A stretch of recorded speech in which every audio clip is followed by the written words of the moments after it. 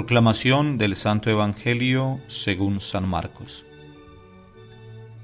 En aquel tiempo fue Jesús a su pueblo en compañía de sus discípulos. Cuando llegó el sábado, empezó a enseñar en la sinagoga. La multitud que lo oía se preguntaba asombrada: ¿de dónde saca todo eso? ¿Qué sabiduría es esa que le han enseñado? ¿Y esos milagros de sus manos? ¿No es este el carpintero, el hijo de María, hermano de Santiago y José y Judas y Simón? ¿Y sus hermanas no viven con nosotros aquí? Y esto le resultaba escandaloso. Jesús les decía: no desprecian a un profeta más que en su tierra, entre sus parientes y en su casa. No pudo hacer allí ningún milagro, solo curó a algunos enfermos imponiéndoles las manos. Y se extrañó de su falta de fe, y recorría los pueblos de alrededor enseñando. Palabra del Señor. Gloria a ti, Señor Jesús.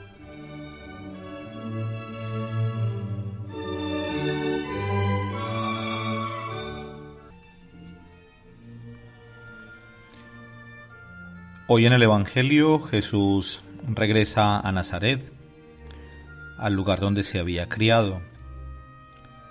Sabemos que cuando inicia su ministerio deja Nazaret y se establece junto al lago de Galilea.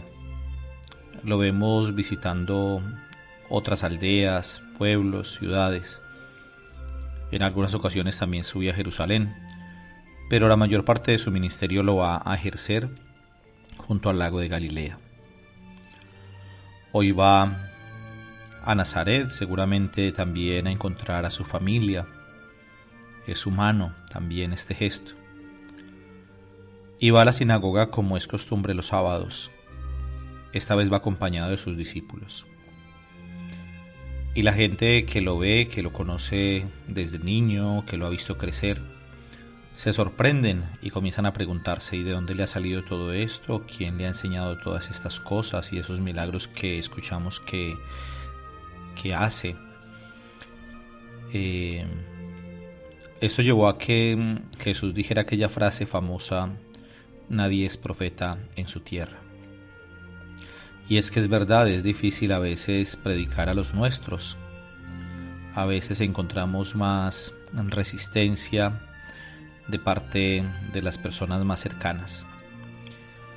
Quizás porque a todos nos puede pasar que no nos creamos entre nosotros, que si escuchamos que viene un predicador famoso, alguien que es conocido, pues sencillamente vamos y le escuchamos. Pero si de pronto es alguien de nuestra propia familia, alguien muy cercano, pues no somos capaces de reconocer la obra que Dios puede realizar en esa persona. Entonces esta también es una invitación para que seamos capaces de descubrir, de ver cotidianamente cómo Dios se manifiesta a través de las personas que comparten la vida con nosotros, a veces incluso no tanto con palabras, sino con pequeños gestos, con actitudes concretas.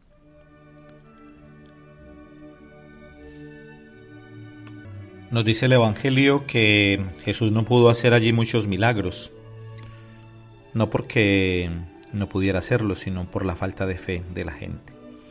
Eso quiere decir que es importante que tengamos fe para que sucedan milagros en nuestra vida. Generalmente vemos que cuando las personas se acercan a Jesús, los enfermos, tienen fe. Y si no se nos habla de la fe de la persona enferma, pues al menos de los que lo presentan, de los que interceden por él, como el caso del paralítico que lo descolgaron por el techo. Dice el Evangelio que Jesús viendo la fe que tenían. Por eso la fe es importante. La fe es un don de Dios, no es algo que nosotros podemos tener por un propósito personal. La fe es un regalo del Señor.